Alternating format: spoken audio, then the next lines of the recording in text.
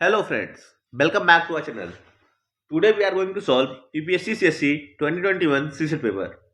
As we have already solved 40 questions in the first part, so let's start with the 41st question. Our first question is 41.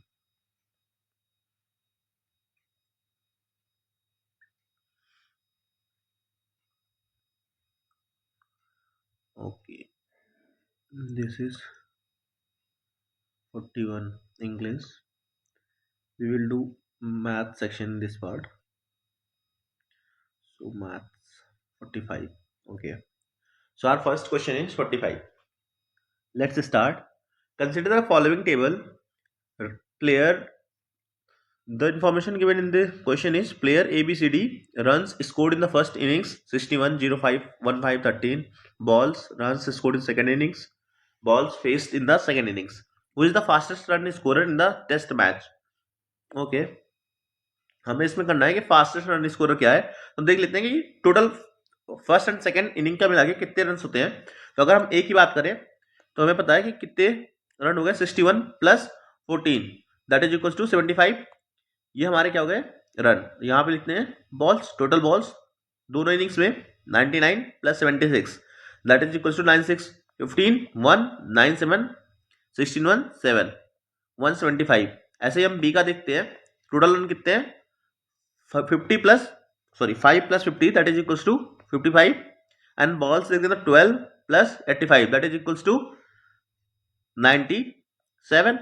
Okay similarly C का देखते हैं 15 plus 20 that is equals to 35 runs. 75 plus 50 that is equals to 75 50 कितने गए 125 balls. इसका देखते हैं D का.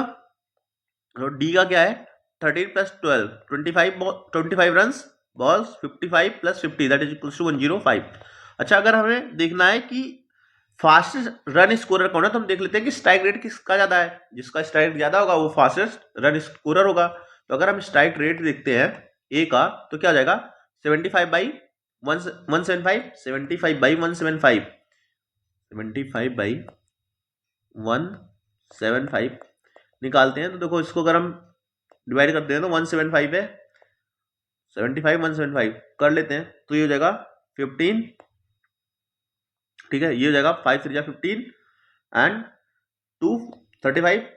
फिर आगे करते हैं 5 3 15 एंड ये हो जाएगा 7. ठीक है 7 अगर इसको करें तो 0.7 4 28 एंड 2 देन 7 3 21 7 2 14 0.42 समथिंग आएगा. ठीक है ऐसे ही हम ये आ गया 0.42 ए का. ऐसे ही हम क्या करेंगे बी का चेक करते हैं तो 55 बाई 97. ठीक है 97 अगर हम इसको पहले से पॉइंट में देते हैं 97 को तो 9 5 45 5 टाइम्स आएगा. देखो 0.55 समथिंग आएगा. ठीक है अरे 97 को 5 से करेंगे तो 0.5 समथिंग आएगा. ऐसे ही अगर हम 35 बाई 125 को करेंगे तो ये हो जाएगा ये हो जाएगा 0 बढ़ेगा 350 मतलब 2 टाइम्स जाएगा 0.2 समथिंग आएगा. ऐसे ही अगर हम डी का देखते हैं तो क्या हो जाएगा 25 बाई 105 इसको भी करेंगे तो 250 210 हाँ 0.2 समथिंग आएगा. तो अगर हम इसी में देखें देखो 0.42 था इसका 0.5 समथिंग है, इसका 0.2 समथिंग है, इसका 0.2 समथिंग है. तो अगर स्ट्राइक रेट देखें सबसे ज्यादा किसका है तो किसका है बी का है 0.5 समथिंग. तो हमारा आंसर क्या जाएगा बी. एग्जैक्ट वैल्यूज तो हमें चाहिए नहीं बस हमें देखना है ना कंपैरिजन करना है. तो उसके लिए क्या करेंगे बस हम देख लेंगे किसका स्ट्राइक ज्यादा है वही हमारा आंसर हो जाएगा. आई होप समझ में आया होगा. ठीक है आसान क्वेश्चन था ये. आगे बढ़ते हैं. नेक्स्ट क्वेश्चन क्या है हमारा. Half of the villagers of a certain village have their own houses. 1/5 of the villagers cultivate paddy. 1/3 of the villagers are illiterate. 4/5 of the villagers are under 25 years of age. Which one of the following statement is certainly correct? Okay. First, we will write the information given in the question. Okay. Then क्या दिया हुआ है हमारे question में. एक second just wait. Okay पहले दिया half of the villagers of the certain village have their own houses. मतलब 50 जो है विलेजर्स हैं उनका हाउस है.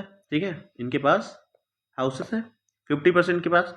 1/5 of the villagers cultivate paddy मतलब कितने हो गए 1/5 20% जो है पैडी हो गया. 1/3 of the villagers are illiterate, 1/3 means 33.33, ठीक है।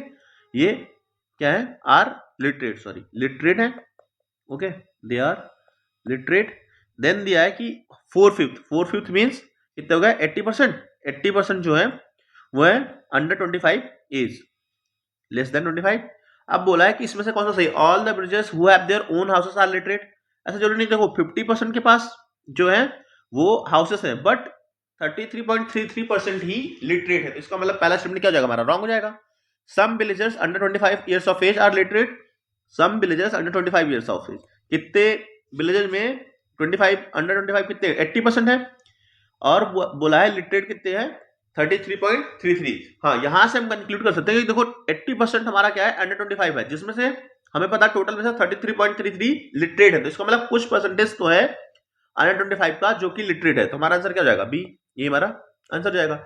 ये भी बस इंफॉर्मेशन के हिसाब से हम चेक कर लेंगे, आसान क्वेश्चन है, ठीक है। आगे बढ़े, नेक्स्ट क्वेश्चन क्या है हमारा, the last day of the month is a Wednesday, the third Saturday of the month was the 17th day, what day is the 14th of the given month, okay, their last day of the month is Wednesday। अच्छा, अगर हम पहला statement देखें तो हमें पता ही नहीं last day of the month, which month, 30 days का मंथ है या 31 का, हमें तो पता ही नहीं है, तो हम कैसे बता सकते हैं कि वेडनेसडे कौन से डे को है, मतलब पहले स्टेटमेंट तो हमारा अपसर्ड है, मतलब इससे हम कुछ कंक्लूड कर ही नहीं सकते हैं, ठीक है। सेकंड स्टेटमेंट देखते हैं, third Saturday of the month, third Saturday of the month was the 17th day. हाँ, यहाँ पे दिया है कि जो 17th डे है वो क्या है, सैटरडे है। अगर 17th डे सैटरडे है तो बोला what day is the 14th of the given month, तो 14th डे क्या हो जाएगा, यहाँ से हम निकाल सकते हैं ना, 14th डे क्या हो जाएगा, अगर 17th डे सैटरडे है तो देन 14th डे क्या जाएगा हमारा वेडनेसडे, ओके, ये हमारा वेडनेसडे जाएगा। तो यहाँ से हम कह सकते हैं कि पहले स्टेटमेंट से तो हम नहीं बता सकते, बट दूसरे स्टेटमेंट से हम इसका आंसर दे सकते हैं, तो हमारा आंसर क्या जाएगा, statement 2 alone is sufficient to answer the question, okay, तो हमारा क्या जाएगा, बी आंसर हो जाएगा। इस तरह हम अगला क्वेश्चन और बढ़ते हैं, हमारा नेक्स्ट क्वेश्चन क्या है 48,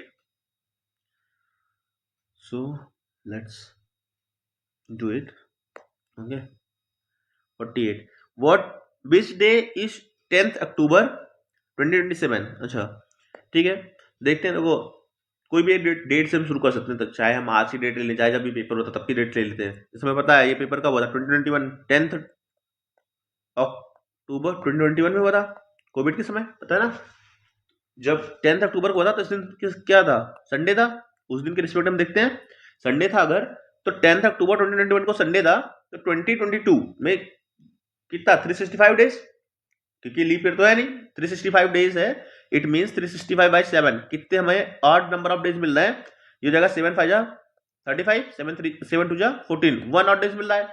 ऐसे 21 से 22 1 ऑड डेज, फिर 22 से 23 1 ऑड डेज, 23 से 24 क्या हमारा लीप ईयर है, देखो 24/4 करेंगे तो कैंसिल हो रहा है 506, it means it is a leap year. तो यहाँ पे हमें कितने ऑड डेज मिल जाएंगे 2, क्योंकि 366/6/7 करेंगे तो हमें कितना रिमाइंडर मिल रहा है 2 मिल रहा है, ठीक है। इसी तरह हम आगे बढ़ेंगे 24 से 25 1, 25 से 26 1, 26 से 27 1, ठीक है, सारे क्या हमारे नॉन लीप ईयर थे, केवल एक ही लीप ईयर था जो कि क्या था हमारा 2024, उसको हमने 2 काउंट कर लिया, हमारा क्या होगा 1 1 2 2 4 5 6 7 हमें ऑड डेज मिले, 7 ऑड डेज मिले, मतलब अगर 10th अक्टूबर को पहले 7th संडे था तो अभी भी क्या मिलेगा हमें संडे मिलेगा, क्योंकि संडे प्लस 7 करेंगे तो क्या जाएगा संडे, तो हमारा आंसर क्या जाएगा संडे, ठीक है, आसान क्वेश्चन है ये भी, ठीक है। आगे बढ़े, consider 2 statements and 4 conclusions given below, क्या है हमारा statement, some greens are blues some blues are blacks, okay. देखो हमें कभी भी स्टेटमेंट कंक्लूजन का क्वेश्चन दिखे ना, सबसे पहले वेन डायग्राम बनाओ, उससे ही आसानी से क्वेश्चन हो जाएगा, ओके। तो हम पहले क्या करते हैं वेन डायग्राम बनाते हैं, उसी से हम देखते हैं, तो हम क्या करेंगे वेन डायग्राम बनाते हैं, बोला some greens are blues some greens are blues, okay, some greens are blues, okay, फिर दिया हुआ है some blacks blues are blacks, it means ऐसा बना सकते हैं। अब कंक्लूजन पढ़ते हैं क्या हमारा, some greens are blacks some greens are blacks, नहीं ऐसा तो कहीं दिया हुआ ही, no green is a black. अच्छा, ऐसा भी सकता है कि जो ब्लैक वाला ये है ये यहां ना होके इधर होता, ऐसा, ठीक है, तो इसके बारे में तो करेक्ट इन्फॉर्मेशन है ना कि यहीं पे है, तो ये भी हम यहाँ से डायरेक्टली इन्फर नहीं कर सकते हैं। ऑल ग्रीन्स आर ब्लैक, ये तो यहाँ पे ये भी हमें इन्फर नहीं हो रहा है। इसी तरह अगर हम देखें all blacks are greens, all blacks are greens, ये भी हम यहाँ से इन्फर नहीं कर सकते हैं, ठीक है। वेन डायग्राम बनाएंगे डायरेक्ट हमें मिल जाएगा, ठीक है। आई होप समझ में आया होगा इसी तरह, ठीक है। आगे बढ़े तो हमारा आंसर क्या जाएगा इसमें कि neither conclusion 1 nor 2 nor 3 nor 4, ठीक है। आगे बढ़ते हैं। नेक्स्ट क्वेश्चन क्या हमारा, आसान क्वेश्चन है ये, बस हमें करना वेन डायग्राम बनाना और हमारा आंसर आ जाएगा। नेक्स्ट क्वेश्चन क्या है, what is the value of x in the sequence 2 7 22 67 202 x 18 22। Okay, हम यहाँ से देखें 2 और 7 में क्या मिल रहा है, 5 मिल रहा है। 7 एंड 22 में 15 मिल गया, 22 67 दैट इज इक्वल्स टू 22 5 27 30 35 67 202, तो ये हो जाएगा 67 5 72 एंड ये हो जाएगा हमारा कितना 5 7, ठीक है। 12 माइनस 7 5 देन 10 9 6 3 एंड 1 135, ठीक है। फिर गैप देखते हैं। अच्छा अगर इसको हम इसका पैटर्न चेक करें ऐसा है तो क्या मिला 5 से 15 15 यहाँ पे कितना मिला है 22 67 22 5 27, ये 45 है, ओके सॉरी, ठीक है कैलकुलेशन है। 5 से 15 15 3 45 45 3 135, तो हमें पता है आगे का नंबर भी जो होगा वो डिफरेंस वो 135 इंटू 3 हो जाएगा, ठीक है। 135 इंटू 3 करेंगे क्या हो जाएगा 3 5 15 1 3 3 9 1 0 एंड 3 1 3 1 4। अब हम क्या करते हैं इसी को 405 का डिफरेंस मिलेगा इन दोनों के बीच में, इसको अगर हम इसमें ऐड ऑन कर दें तो हमें क्या मिल जाएगा 405 प्लस 202, मतलब हमें मिल जाएगा 607, ठीक है। आसान क्वेश्चन है, कुछ नहीं करना, पैटर्न फॉलो करना है और देख लेना है क्या हो रहा है। रीजनिंग का क्वेश्चन है, आगे बढ़े। नेक्स्ट क्वेश्चन क्या है हमारा, इंग्लिश पार्ट, ठीक है। हम जल्दी इंग्लिश पार्ट करेंगे, ठीक है। नेक्स्ट क्या है हमारा 53, Jay and Vijay spent an equal amount of money to buy some pens and some special pencils of the same quality from the same store. Same quality, equal amount of money to buy some pens from the same store. If Jay bought 3 pens, okay, 3 pens and 5 pencils, okay, and Vijay bought 3 pens, 2 pens, sorry, 2 pens plus 7 pencils. अच्छा अगर हम इसमें से देखें, अगर बोल रहा है सारे सेम प्राइसेस के, सेम स्टोर से सेम क्वालिटी के हैं, तो यहाँ से हम इन्फर कर सकते हैं कि इसने क्या हुआ, एक पेन ने कम खरीदा और 2 पेंसिल ज्यादा खरीदा सेम अमाउंट का। इट मीन यहाँ से तो हम इन्फर कर सकते हैं कि 1 पेन जो है वो क्या है 2 पेंसिल के कॉस्ट के बराबर है, इतना तो इन्फर कर सकते हैं यहाँ से। तो हमारा आंसर क्या जाएगा इसमें, the price of pencil is equal to that of a pen, नहीं, the price of a pen is 2 times the price of a pencil. C हमारा ऑप्शन हो जाएगा, ठीक है। आसान क्वेश्चन था ये भी, इंफॉर्मेशन दिया हुआ था उस हिसाब से हम कर लेंगे। आगे बढ़े। P scored 40 marks more than Q in an examination. Okay, let's write it. P scored 40 marks more than Q in an examination if Q scored 10% less marks than P. Okay, मतलब P 10% less marks than P, मतलब P into 90% अगर हम करते हैं तो ये किसकी value है, Q की वैल्यू है, ओके। ये गिवन हुआ है। अब अगर इसको इसी में पुट कर देते हैं Q की वैल्यू P को, तो यहाँ पे क्या जाएगा P इधर से इधर जाएगा, तो क्या P minus 90P by 100 that is equals to 10P by 100 is equals to 40। यहाँ से क्या जाएगा P की वैल्यू निकाल लेंगे हम, ठीक है। P की वैल्यू क्या जाएगी 400।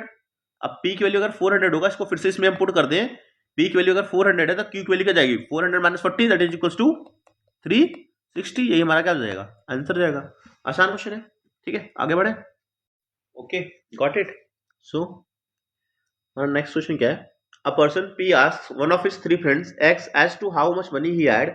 X replied, if Y gives me rupee 40 then Y will have half of as much as Z, but if Z gives me 40 then 3 of us will have equal amount. What is the total amount of money that X Y Z have? Okay, let's write the information given in the question first. Okay, पहले क्या दिया हुआ है, if Y gives me 40, Y minus 40, then Y will have half as much as Z. Okay, this is given। अगर इसको solve कर लेते क्या जाएगा, Z is equals to 2Y minus 80 हमारा फर्स्ट हो गया, ठीक है। फिर देता है if z gives me 40, z gives me 40 then all of us will have equal amount, मतलब इट मींस क्या जाएगा z minus 40 is equals to y is equals to x plus 40, x को मिलता है x अप्लाई किया है x plus 40। यहां से अगर हम सॉल्व करते हैं इसको y के टर्म में तो z इज इक्वल्स टू क्या जाएगा 40 प्लस y और x इज इक्वल्स टू जाएगा y माइनस 40, ओके। अगर हम इसको इसमें पुट करते हैं z की वैल्यू 40 प्लस y तो क्या जाएगा ये हमारा 40 plus y is equals to 2y minus 80। Solve करते हैं तो क्या जाएगा 2y ये हो जाएगा हमारा y, ठीक है, और ये हो जाएगा हमारा 120, okay.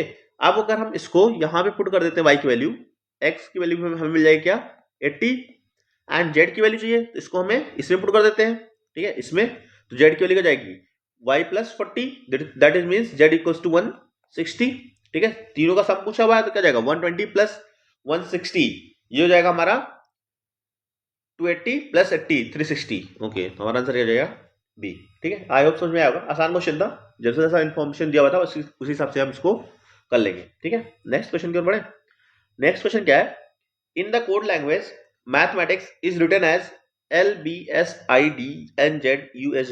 How is chemistry written in that code language, okay. पहले देखते हैं, क्या देखो m को दिया हुआ है l तो मतलब चलता है LM means m minus 1, m के पहला वाला वर्ड दिया हुआ है, फिर AB इट मींस a के बाद वाला मतलब m माइनस 1 l है एंड a प्लस 1 b दिया है। फिर आगे देखते हैं, फिर क्या दिया हुआ है कि TS मतलब हाँ, फिर यहाँ पे दिया t minus 1 is equal to s, फिर देखते हैं HI, अच्छा फिर से यहाँ पे दिया h प्लस 1 ही दिया हुआ है, हाँ हमें पैटर्न पता चल गया क्या है माइनस प्लस, ठीक है। ऐसे देखते हैं हम यहाँ पे, अगर केमिस्ट्री को देखना है तो C minus 1 that is equals to B, अच्छा हमें पता लगेगा ये स्टेटमेंट नहीं होगा, ये नहीं होगा, ठीक है।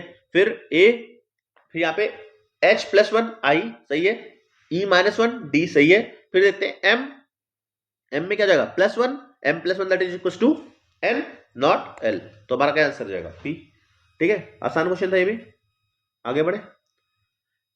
At which of the clock one of the following times do the hour hand and the minute hand of the clock make an angle of 180 degree with each other, okay, what it लिखते हैं, ठीक है। तो अगर बोला है eight 7 hours, अच्छा 7 hours अगर हम बनाते हैं घड़ी में, घड़ी को ऑब्जर्व करो तो क्या होता है यहाँ पे 6 यहाँ पे 7 होता है कहीं पे, ये 12, इसका एंगल ऐसा कुछ आएगा that is not equal to 180 degree. अच्छा अगर हम बोलते हैं at between 7 hours and 7-5 hours, अच्छा यहाँ पे तो हमें मिल रहा है, देखो अगर 7 मीन्स यहाँ पे 7 यहाँ कहीं होगा एंड 7-5 यहाँ पे 12 है तो यहाँ पे 5 एंड ये 10 है, तो हमें पता है कि देखो 7-5 पे नहीं होगा, कि 7-5 जब होगा तो ये 7 वाली स्विच होगी थोड़ी सी 7 से आगे बढ़ेगी, लेकिन अगर 7-5 से थोड़ा आगे आएगा और 10 के बीच में, इसके बीच में तो ये पॉसिबल हो सकता है, देखो 7-5 तो एक्यूरेट नहीं हो सकता है, बट 7 आवर्स एंड 7-5 के बीच में नहीं हो सकता, क्योंकि देखो 7 आवर्स एंड 7-5 के बीच में, क्योंकि 7-5 के 5 के बाद ही, क्योंकि 5 के पास जब आएगा तब ये 180 का चांस बनेगा, मतलब 5 एंड 10 के बीच में ही हमारा बन सकता है, तो हमारा आंसर क्या जाएगा डी, ठीक है। कुछ नहीं करना है, हमें गाड़ी का देखना है, ठीक है, बस इमेजिन करना गाड़ी है, आपको समझ में जाएगा, ठीक है। आसान क्वेश्चन था ये, आगे बढ़े। In an objective type of test of 90 question 5 marks are allotted for every correct answer and 2 marks are deducted for every wrong answer. After attending all the 90 questions, a student got a total of 387 marks. What is the number of incorrect responses? Okay, there 90 question है, ठीक है, 5 marks are allotted for every correct question, मतलब total marks अगर हम देखें तो 19 to 5 that is equals to 450। अब बोला है कि 2 marks are deducted for every wrong answer, मान लेते हैं हमारा wrong answer क्या है x है, ठीक है, x क्वेश्चन उसने रॉन्ग किए, तो अगर टोटल हम इसमें से देखें, देखो हमें पता है जितने क्वेश्चन वो रॉन्ग करेगा उसके 2 मार्क्स डिटेक्ट होंगे, बट अगर हम सारे क्वेश्चन मान लेते हैं कि उसने अटेंड किया हुआ है, यहाँ पे दिया हुआ है कि attended all 90 question, it means अगर उसने एक भी क्वेश्चन रॉन्ग किया उसके 2 + 5 7 मार्क्स कम हो गए, मैक्स मार्क्स क्योंकि 5 मार्क्स का question plus 2 marks for detecting it for it being wrong, okay. तो हम कहेंगे कि अगर for every question he will lose 7 marks, okay, it means 450 minus 7x, ठीक है, इज इक्वल टू गिवन क्या दिया हुआ है हमारा 387 मार्क्स। अगर इसको हम सॉल्व कर लेते हैं तो क्या जाएगा 387 उधर गए क्या जाएगा 63 is equal to 7x, it means x की वैल्यू क्या जाएगी हमारी 9, ठीक है, आसान क्वेश्चन था, ठीक है, हो गया, आगे बढ़े, कुछ नहीं है, क्वेश्चन पढ़ो हो जाएगा, आगे बढ़ते हैं। नेक्स्ट क्वेश्चन क्या दिया हमारा, consider the following addition problem 3p plus 4p plus pp plus pp rq2 where pqr are different digits. What is the arithmetic mean of all such possible sums? Okay, लिखते हैं, सम दिया हुआ है, arithmetic mean पूछा है all possible sums का, 3p 4p pp plus pp इनका सम दिया हुआ है rq2। अच्छा अगर देखो इधर हम सम करते हैं तो p plus p plus p plus p मतलब 4 बार टाइम्स बार अगर हम p को ऐड करते हैं या फिर ऐसा लिख सकते हैं 4p, अरे p plus p plus p से आप 2 plus 2 plus 2 plus 2 4 times add करो 8 आएगा, फिर 4 इंटू 2 8 तब भी तो आएगा, तो 4 इंटू p। अच्छा ये यूनिट डिजिट क्या आ रहा है 4 इंटू p करने पे 2 आ रहा है। अच्छा यूनिट डिजिट 2 आने के लिए p की वैल्यू क्या सकती है 4 2 जा 8 4 6 12 p की वैल्यू 3 हो सकती है, या फिर 4 8 जा 24 नहीं 4 6 जा नहीं, तो ये क्या सकता है 4 4 जा 4 5 जा 20 4 6 जा 22 4 6 जा 24 4 7 जा 28 एंड 4 8 जा okay 32 p is equals to 8, p की वैल्यू हमें मिल गई 3 हो सकती है और 8 हो सकती है, इन्हीं में से कोई वैल्यू होगी। तो बोला arithmetic mean of all such possible sums, ठीक है, तो एक बार मान लेते हैं p की वैल्यू 3 है, अगर हम p की वैल्यू 3 मानते हैं तो इसका सम क्या हो जाएगा, निकाल लेते हैं, एक बार 3 मानते हैं एक बार मानते हैं 8, सम निकाल लेते हैं। तो अगर हम p के लिए 3 मानते तो क्या जाएगा 33 43 एंड 33 एंड ये फिर से 33, सम कर लेंगे 3 4 12 1 एंड 4 3 7 1 8 3 8 3 11 1 11 3 14 ओके ओके। ऐसे अगर हम बोलते हैं कि p की वैल्यू 8 है तो क्या जाएगा 38 48 88 प्लस 88, इसका भी अगर हम सम करें तो क्या जाएगा 8 4 32 3 3 3 6 4 10 18 18 8 26 हमारा गया 262। अब हमसे पूछा है arithmetic mean, it means 142 plus 262 upon 2, ठीक है, ऐड ऑन कर लेते क्या जाएगा 2 2 4 6 4 10 1 2 1 3 1 4 बाई 2 404 बाई 2 क्या हो जाएगा ये 2 2 जा 4, इट मींस 202 हमारा आंसर हो जाएगा, ठीक है, आसान क्वेश्चन था, जैसे जैसा दिया था वैसे वैसे हमें कर लेना। आगे बढ़े, नेक्स्ट क्वेश्चन अगर नहीं आया होगा एक बार क्या करना वीडियो पॉज करना और फिर से देखना, आ जाएगा, ठीक है, आसान क्वेश्चन है। आगे बढ़ते हैं, consider the following, same similar type का क्वेश्चन ये भी दिया हुआ है, multiplication problem p q into 3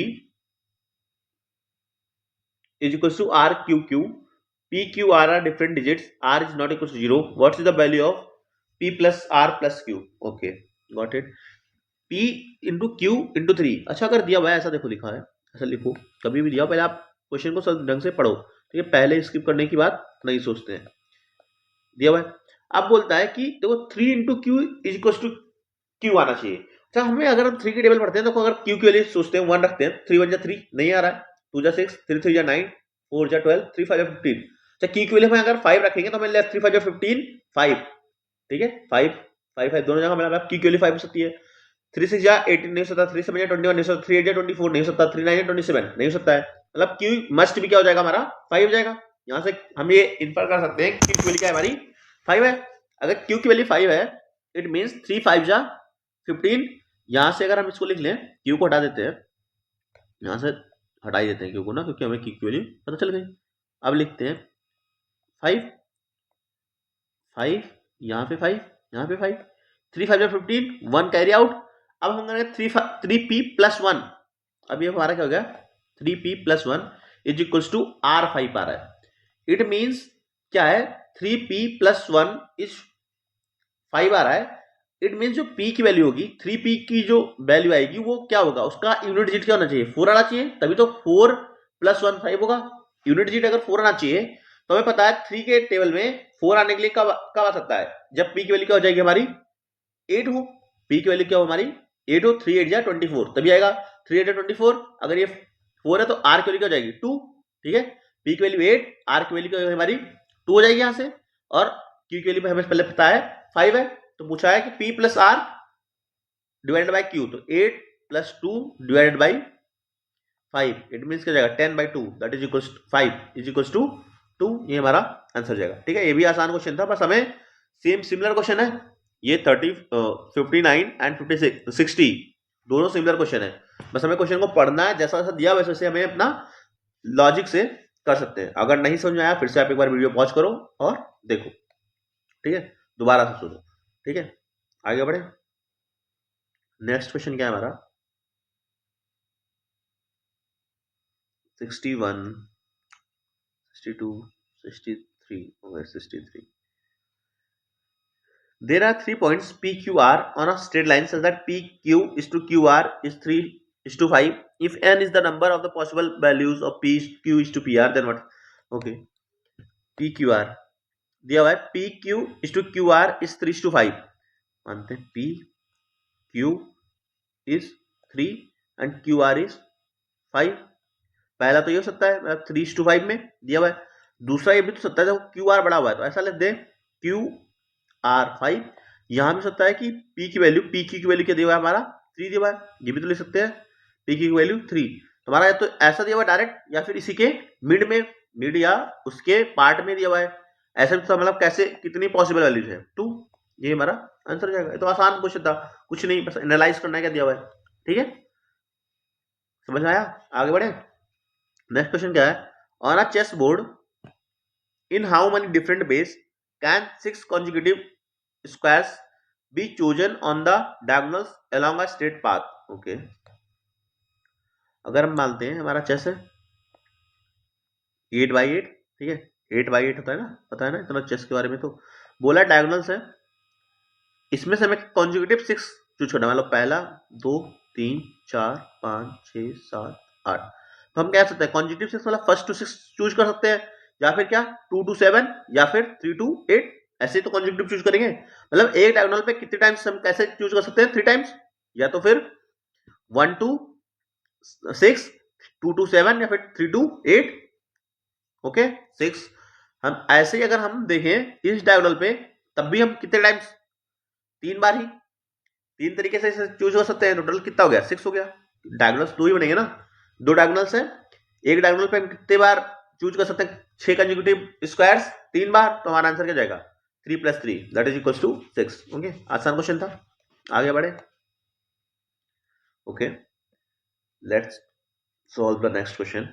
in the series B A B A B A B A B A fill in the blanks. Okay, देखो देखते हैं इसको, हम यहाँ भी देखते हैं सीक्वेंस क्या दिया हुआ है। अच्छा, अगर हम देखें बी के, इसमें देखें ए के पहले में बी दिख रहा है, ए के पहले बी दिख रहा है, ठीक है, देखते हैं, फिर यहाँ पे ए के पहले बी दिख रहा है, यहाँ पे देखो बी के पहले हमें ए दिख रहा है, तो यहाँ पे हम इससे शुरुआत कर सकते हैं कि बी के पहले ए हो सकता है, तो यहाँ पे दिखा बी के पहले, यहाँ भी बी के पहले, मतलब कुछ सीक्वेंस में बी के पहले ए बी तो दिख ही रहा है, इट मीन्स बी के पहले ए वाला हम पहले चेक करते हैं। अगर बी के पहले ए चेक करते हैं, इसको देखते हैं बी के पहले ए, तो क्या पहले बन रहा है ए बी, देन फिर से बी, मतलब रखते हैं सीक्वेंस ए बी भी बन गया। ओके, देन देखते हैं ए बी बन रहा है, फिर बन रहा है क्या हमारा ए बी बी बन रहा है, फिर ए बी बन रहा है, फिर okay okay okay got it, तो सीक्वेंस बन रहा है, पहले ए बी बी, फिर ए बी फिर ए बी बी, तो हमारा आंसर क्या बन रहा है डी हो जा रहा है। देखो हम डायरेक्ट एक ही अटेम्प्ट में, मतलब हमने क्या किया, पहले यहां से देख रहा था सीक्वेंस, इसमें से हमने डी चेक किया, ठीक है, डायरेक्ट हमें मिल गया। या फिर आप ऐसे भी कर सकते हो, पहले सारे ऑप्शन को चेक करो, जिसमें बटन मिलेगा वही हमारा आंसर जाएगा। ठीक है, आसान क्वेश्चन है, वैसे मैं हमेशा डी से ही चेक करता हूँ, डी से चेक किया था। आगे बढ़ो, नेक्स्ट क्वेश्चन क्या है, using 2 2 3 3 3 as digits how many distinct numbers greater than 3000 can be formed. Okay, 30,000 5 digit, ठीक है 30,000, तो अगर हमें 30,000 से बड़ा चाहिए, मतलब इट मींस ये वाला नंबर तो हमारा 3 तो होना चाहिए, 2 तो हो नहीं सकता है। अब बचे हुए जो 4 नंबर्स हैं, इनको क्या करना है, हमें अरेंज करना है यहाँ पे, तो 4 नंबर्स को अरेंज करने के लिए क्या था 4 फैक्टोरियल, बट हमें पता है 2 टाइम्स है, it means divided by 2 factorial, 3 2 times है, मतलब डिवाइडेड बाय 2 फैक्टोरियल्स, या 4 × 3 × 2 डिवाइडेड बाय 2 × 2 4, हमारा क्या जाएगा 3 × 2 दैट इज इक्वल्स टू 6, यही हमारा आंसर जाएगा। पीएनसी का क्वेश्चन है, ठीक है, आगे बढ़े।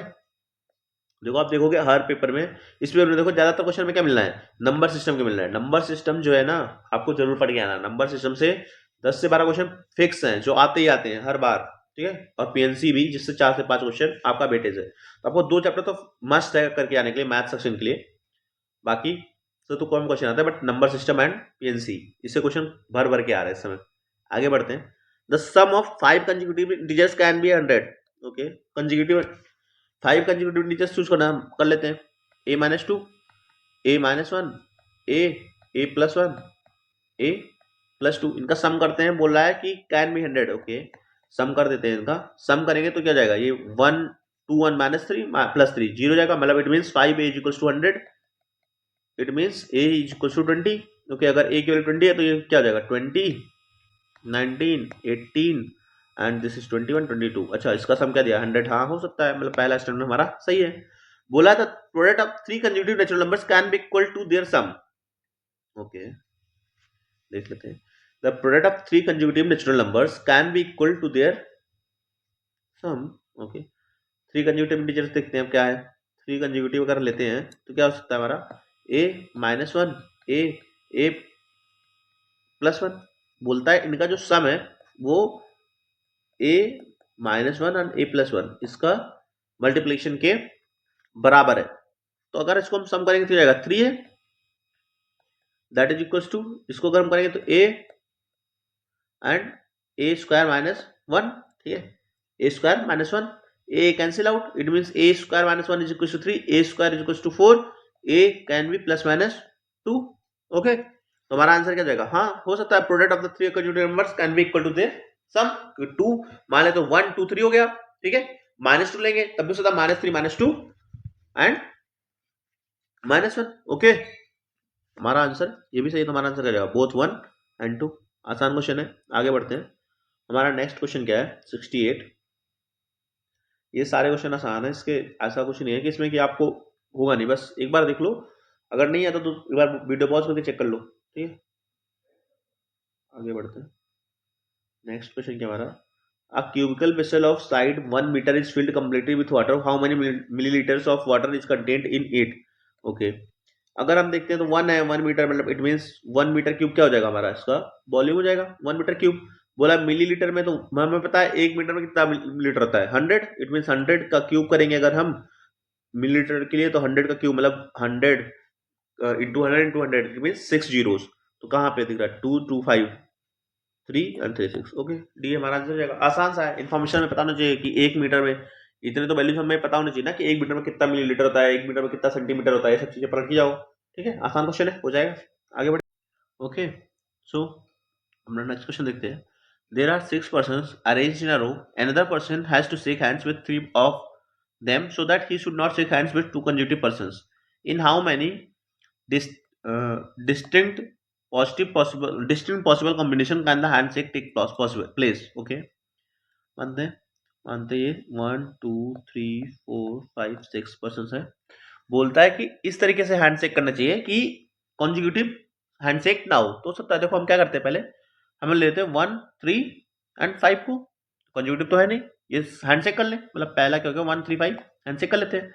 या फिर क्या करते हैं 1 3 को लेते हैं एंड 6 को ले लेते हैं, तब भी तो कॉन्जिक्यूटिव नहीं है। ओके, या फिर हम ऐसा ले ले 1 से 4 ले ले, फिर 4 से 6 ले ले, कॉन्जिक्यूटिव नहीं है, तो क्या जाएगा 1 4 6। ये भी एक पैटर्न बन सकता है। उसके क्या कर सकते हैं, अगर 1 का तो सारी पॉसिबिलिटी खत्म। अच्छा, आप 2 से देखते हैं, 2 से 4 4 से 6 ले ले, 2 4 6, तब भी हमारा क्या जाएगा, हैंडशेक हो जाएगा। अच्छा, 2 का, अच्छा अब आगे नहीं बढ़ सकते, क्योंकि देखो हमें कॉन्जिक्यूटिव चाहिए तो एक तो हटाना पड़ेगा हमारे पास। मिनिमम अगर 3 लोग को हैंडशेक करना चाहिए तो फिर यहाँ से इतनी पॉसिबिलिटीज बन सकती है, हमारा आंसर क्या जाएगा 4। आसान क्वेश्चन है पीएनसी का, ठीक है, हैंडशेक करा देते हैं। आगे बढ़े। नेक्स्ट क्वेश्चन क्या है हमारा, an amount of money was distributed among ABC in the ratio P is to Q is to R। Consider the following statements। A gets maximum share if P is greater than Q plus R। Okay, हाँ ये तो सही दिख रहा है, क्योंकि देखो अगर हम यहाँ Q plus R से P ज्यादा हुआ है, मान लो P 5 है, ठीक है, Q 2 है एंड ये 1 है 3, अगर ये ज्यादा है तभी तो हमें शेयर क्या जाएगा, मतलब ये स्टूडेंट हमारा सही है। अगर इसका रेशियो ज्यादा है तो ये हमारा इसका मैक्सिमम शेयर हो जाएगा। दूसरा क्या, C gets the minimum share if R is less than P plus Q. नहीं, ये तो गलत है, क्योंकि देखो R is less than P plus Q, मान लेते हैं पी की वैल्यू क्या है 2 है, ठीक है, और पी की क्यू की वैल्यू क्या है 3 है, सॉरी 4 मान लेते हैं 4 है, ठीक है, पी प्लस की वैल्यू क्या होगी सम 6 हो गया, ये आर जो है 5 है। अब अगर हम देखें तो जो शेयर सबसे ज्यादा क्या है आर का है, बट अगर हम ये यहां से देखें minimum share if R is less than P plus Q, minimum का मैक्सिमम शेयर तब भी तो जाएगा, तो ये वाला स्टेटमेंट क्या जाएगा हमारा गलत हो जाएगा, तो हमारा आंसर क्या जाएगा ए ओनली। ठीक है, आगे बढ़े, नेक्स्ट क्वेश्चन क्या हमारा 71, 72, 73 and 74. A pie diagram shows the percentage distribution of proteins, water and other dry elements in the human body, given that protein correspond to 60% and water corresponds to 70%. Okay, ये बस 16% जो है हमारा protein है, water है 70%, then यहाँ पे क्या दिया था distribute protein water and other try, अच्छा अदर ट्राई की जगह 17 + 16 हो गया हमारा 86, तो अच्छा अदर ट्राई वाले हमारे हो गए 14% हो गए।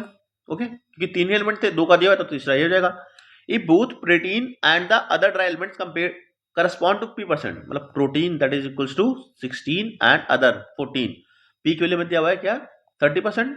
Okay, then what is the central angle of the sector representing P on the pie diagram. अच्छा देखो 30% हमें पता है कि देखो जो 100% की पाई डायग्राम होता है वो 360 डिग्री होता है, तो बोला है कि 30% कितना हो जाएगा 360 बाई 100 इंटू 30, सॉल्व कर लेते हैं, 0 0 cancel out, 36 into 3 that is equals to 108, ये हमारा क्या जाएगा आंसर हो जाएगा। आसान क्वेश्चन था पाई डायग्राम का।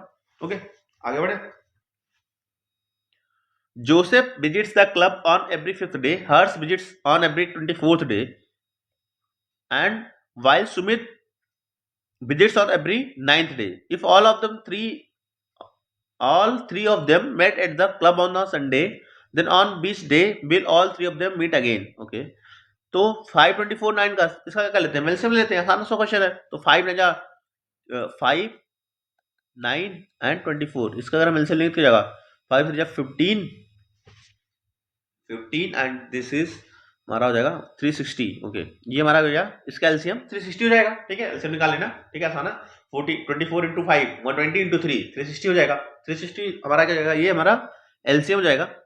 अब बोला है कि all of them met at club on Sunday, Sunday को मिलते हैं, मतलब हम देखते हैं 7 से डिवाइड करके कितने ऑड डेज मिल रहे हैं 7 संडे के अलावा, तो मैं करेंगे 7 5 35 1, ठीक है, 7 1 7, 3 रिमाइंडर मिल रहा है, मतलब 3 हमें ऑड डेज मिल रहा है। अगर 3 ऑड डेज मिल रहा है मतलब संडे प्लस 3 क्या जाएगा मंडे ट्यूसडे एंड वेडनेसडे, हमारा आंसर क्या जाएगा Wednesday.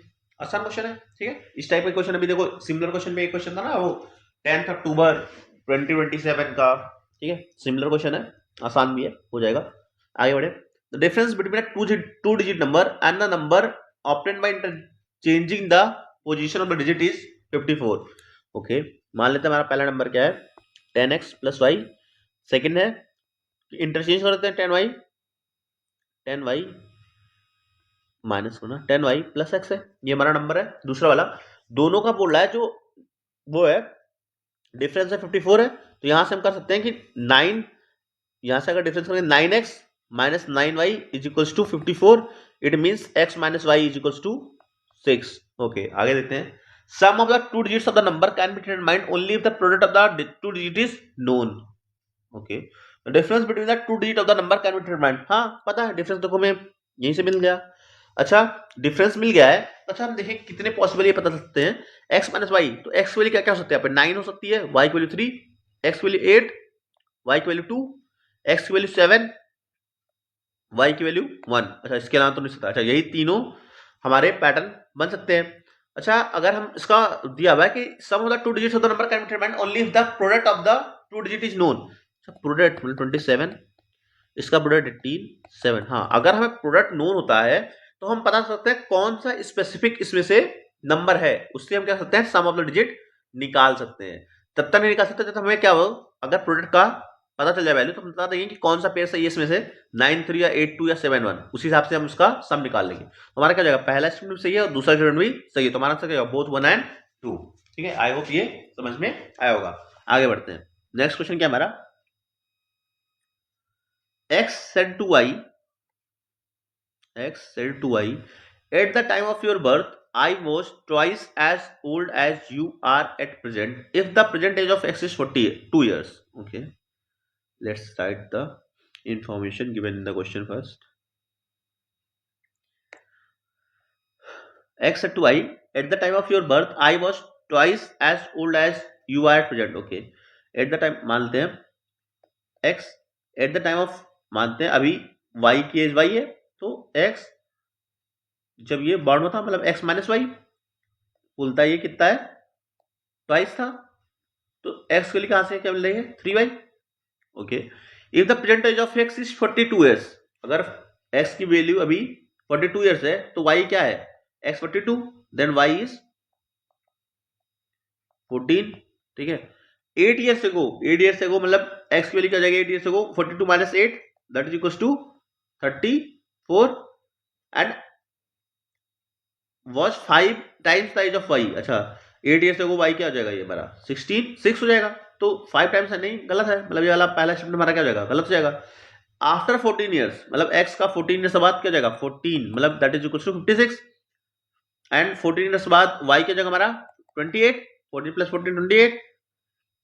The age of x would be 2 times of y. हाँ, ये 28 into 2 that is equals to 56. हाँ, ये वाला हमारा सही है, वाला हमारा क्या हो जाएगा, बी स्टेटमेंट सही है, फर्स्ट स्टेटमेंट क्या हमारा गलत है. ठीक है, आसान क्वेश्चन है भी. आगे बढ़े, नेक्स्ट क्वेश्चन क्या हमारा, wait a second, let's erase this first. If the price of an article is decreased by 20%, then the new price is increased by 25%. What is the net change in the price? Okay, मान लेते हैं हमारा क्या है, price of article 100 था, late कर लेते हैं 100, 20% decrease, price of the article is decrease by 20%, it means 80 हो गया. Then new price is increased by 25%, मतलब इंक्रीज हुआ 125.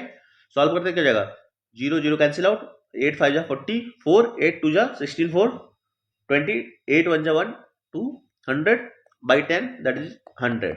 ओके, तो हमने बोला है नेट चेंज क्या होगा, पहले भी हमने आर्टिकल को क्या खरीदा था 100 में खरीदा था, अभी भी हम कितने में बेच रहे हैं उसको 100 में, न्यू प्राइस अभी भी क्या है 100 है, तो हमारा नेट चेंज क्या हो जाएगा 0%. आसान क्वेश्चन है, तो बिल्कुल सा आसान है. आगे बढ़े. When a certain number is multiplied by 7, the product entirely comprises ones only. What is the smallest such number? Okay, क्या करते हैं हम 7 से मल्टीप्लाई करके चेक कर लेते हैं. लेट्स स्टार्ट विद डी, हम हमेशा डी से ही शुरू करते हैं. देखो आप किसी भी तरीके से शुरू करते हैं, बस मेरा ये है कि हम डी से शुरू करते हैं. 7 से मल्टीप्लाई करते हैं, देखो जिसमें भी हमें 1 1 मिल जाएगा भाई हमारा आंसर हो जाएगा. 7 3 21 2, 7 7 59 5, 2 51 5, 7 8 56 5, 61 6, 7 5 35 and 6 41 4, 7 1 7 4 11. अच्छा, हमें यहीं से मिल जाएगा. डी हमारा क्या जाएगा आंसर, देखो सारे हमें क्या मिल जा रहा है 1 1 मिल रहा है, हमारा यही आंसर हो जाएगा. इस तरह हमारा नेक्स्ट क्वेश्चन है, a man completes 7/8 of a job in 21 days. How many more days will it take him to finish the job if quantum of the work is further increased by 50%? Okay, बोल रहा है 7/8, मतलब मान लेते हैं कि हमारा जो टोटल वर्क है 8 यूनिट है, 8 यूनिट है, बोलता है 7 यूनिट वो जो है उसमें से 21 डेज में कंप्लीट कर रहा है. इट मींस एक यूनिट वो कितने दिन में कर रहा है 3 डेज में. ओके, यहां से हमें मिल गया, तो उसकी इफिशियंसी मिल गई. अब बोला है कि 50% of the job increase, it means पहले क्या था 8 यूनिट था, 8 यूनिट का 50% इट मींस 4 इंक्रीज होगा, टोटल कितना काम होगा 12, जिसमें से उसने 7 काम 21 दिन में कर लिए हैं. तो 12 - 7 कितने वर्क बचे हुए हैं 12 - 7 that is equals to 5 unit work अभी भी बचा हुआ है. और 1 यूनिट काम करने में उसको 3 दिन लगता है, मतलब 5 यूनिट करने में कितना दिन लगेगा 5 × 3 that is equals to 15 days. Okay, यही हमारा आंसर हो जाएगा. ठीक है, आई होप समझ में आया होगा. ये हमारा 2021 का सेट खत्म होता है. यहाँ पे मैथ का सेक्शन, इंग्लिश का सेक्शन में हम करेंगे. ठीक है, बाकी आपको कोई भी डाउट कुछ भी क्वेरी हो तो आप क्या कर सकते हो, कमेंट कर सकते हो. ठीक है, चले ओके.